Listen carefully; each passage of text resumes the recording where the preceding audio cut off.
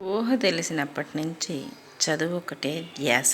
నాకు అదొక్కటే కష్టాల నుంచి మా కుటుంబాన్ని గట్టెక్కిస్తుందని గట్టిగా నమ్మేదాన్ని. అంబేద్కర్ కోనసీమ జిల్లా నరేంద్రపురం సమీపంలోని బురుగుకుంట గ్రామం మాది. అమ్మ నాన్న రైతు కూలీలు. 7 సంతానంలో నేను రెండో అమ్మాయిని. 10వ తరగతి తర్వాత రావులపాలెం పాలిటెక్నిక్లో సీటు వచ్చింది. అక్కడే ఉంటూ చదువుకునేదాన్ని. ఓ రోజు ఆ క్యాంపస్ బయట కనిపించాడు అతను. నిన్ను ప్రేమిస్తున్నాను అన్నాడు. నాకిష్టం లేదని చెప్పాను. అతను వెంటపడటం మొదలుపెట్టాడు. ఇంట్లో తెలిస్తే ఎక్కడ గొడవ అవుతుందో. నా చదువు భయపడి ఇంట్లో చెప్పలేదు. కొన్ని రోజులకి సెలవులు ఇవ్వటంతో మళ్ళీ తిరిగి ఇంటికి వచ్చేసాను.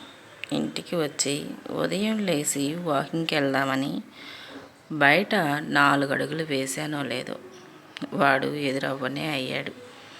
ఎదురయ్యి ఇక అంతే. నన్నేం చేయొద్దు అంటూ వాడి చేతులు పట్టుకొని దండం పెట్టినా కూడా పట్టుకున్న నా చేతుల్ని ఒక్కసారిగా కత్తితో నరకటం మొదలుపెట్టేశాడు. అలా ఒక్కసాట కాదు, 2 సార్లు కాదు, ఒంటి మీద, మెడ మీద, ఛాతి మీద, కడుపులో వాడు ఇష్టం వచ్చినట్టు ఒంటి నిండా 22 కత్తిపోట్లు అయితే పొడి చేశాడు. ఇక బ్రతికుండా శవంలాగా బ్రతకాలా, లేదా అసలు ఇదే నా ఆఖరి ప్రయాణం అన్నట్టుగా వెళ్ళిపోవాలో అర్థం కాని స్థితిలో కోమాలోకి వెళ్ళిపోయాను. అలా వెళ్ళిపోయిన తర్వాత 3 నెలలకు కానీ స్పృహ రాలేదు. 3 నెలలకు స్పృహ వచ్చిన తర్వాత చూస్తే నా చేతితో నేను తినలేని దుస్థితిలో ఉన్నాను. ఎవరైనా ఆ క్షణానికి అయ్యో పాపం అంటారు తప్పితే ఎందుకు ఇలా అయింది, ఎవరు ఈ దుస్థితికి కారణం అంటూ సమాజం ఆ క్షణానికి అయ్యో పాపం అంటుంది. కానీ తర్వాత భరించాల్సిన జీవితం మనది. ఎవరైనా ఆ క్షణానికి పాపం అనుకుంటూ వెళ్ళిపోయేవాళ్ళే తప్పితే జీవితకాలం ఎవరైనా ఎందుకు తోడుంటారు? ఉండరు. నిజానికి మనం కూడా మన అవసరాలు మనకుంటాయి. అందుకని చెప్పేసి మన పని మీద మనం వెళ్ళిపోతాం. ఒకళ్ళని నిందించే కాలం కూడా కాదు. ఆడపిల్లల్ని పెంచాలి. ఆడపిల్లలు బయటికి వెళ్ళాలంటే ధైర్యం ఉండాలి. ఆడపిల్లలు ధీమాగా బతికి చూపించాలి. ఈ రోజుల్లో ఆడపిల్లలు కూడా మగపిల్లలతో సమానంగా దేశ విదేశాలు వెళ్తున్నారు, చదువుకుంటున్నారు, ఉద్యోగాలు చేస్తున్నారు.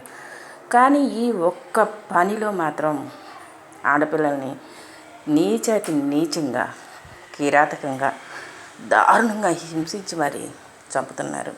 అలాంటి కీచకుల్ని 4 రోజులు శిక్షించి 5వ రోజు బయటికి పంపిస్తుంది ఈ చట్టం. అలాంటప్పుడు ఏం చేయాలి? ఆడపిల్ల ఎలా బ్రతకాలి? ఆడపిల్లలకి కరాటీ, కుంఫులు నేర్పించి బయటికి పంపిద్దామా, లేదా ఎల్లకాలం అన్ననో, తండ్రినో, తాతనో తోడిచ్చి పంపిద్దామా? ఎలా? అసలు ఈ సమాజాన్ని ఎలా తట్టుకోవాలి, ఎలా ఎదుర్కోవాలి?